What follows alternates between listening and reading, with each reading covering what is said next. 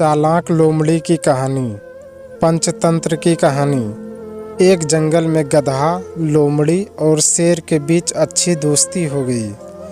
तीनों ने एक दिन बैठकर साथ में शिकार करने के बारे में सोचा।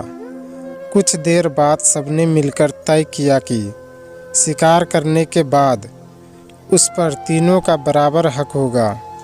ये फैसला लेने के बाद तीनों दोस्त शिकार के लिए जानवर की तलाश में जंगल की ओर निकल पड़े।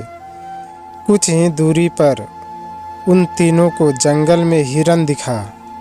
एकदम तीनों ने हिरन पर झपट्टा मारने की कोशिश की। उसे देखते ही वो तेजी से दौड़ने लगा। दौड़ते दौड़ते थककर हिरन कुछ देर के लिए रुक गया। तभी मौका देखकर शेर ने हिरन का शिकार कर दिया।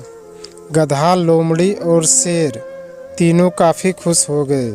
मरे हुए हिरन के 3 हिस्सा करने के लिए शेर ने अपने दोस्त गधे को कहा। जैसा पहले तय हुआ था उसी हिसाब से गधे ने शिकार को 3 बराबर हिस्सों में बांट दिया। ये देखकर शेर को बिल्कुल अच्छा नहीं लगा। वो गुस्से से जोर जोर से दहाड़े मारने लगा। दहाड़ते दहाड़ते शेर ने गधे पर हमला करके उसे अपने दांतों और पंजों की मदद से 2 हिस्सों में बांट दिया। लोमड़ी ये सब होते हुए देख रही थी।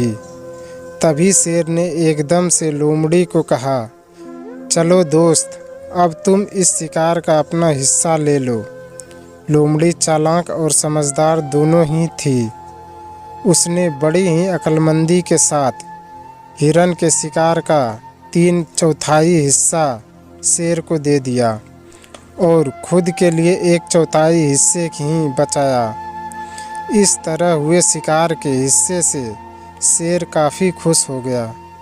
उसने हंसते हुए लोमड़ी से कहा, अरे वाह, तुमने एकदम मेरे मन का काम किया है। तुम्हारा दिमाग काफ़ी तेज है। इतना कहते ही शेर ने लोमड़ी से पूछा, तुम इतनी समझदार कैसे हो? तुम्हें कैसे पता चला कि मैं क्या चाहता हूँ? तुमने इतना अच्छे से शिकार का हिस्सा लगाना कहाँ से सीखा है?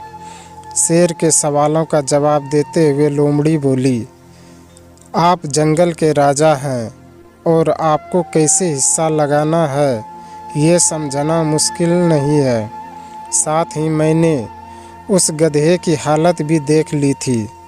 उसके साथ जो कुछ भी हुआ उससे सीख लेते हुए मैंने ऐसी समझदारी दिखाई है।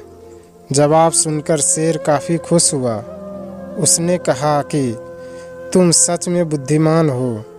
दोस्तों, इस कहानी से हमें सीख मिलता है कि हम सभी को अपनी ही नहीं बल्कि दूसरों की गलतियों से भी नई बातों को सीखना चाहिए।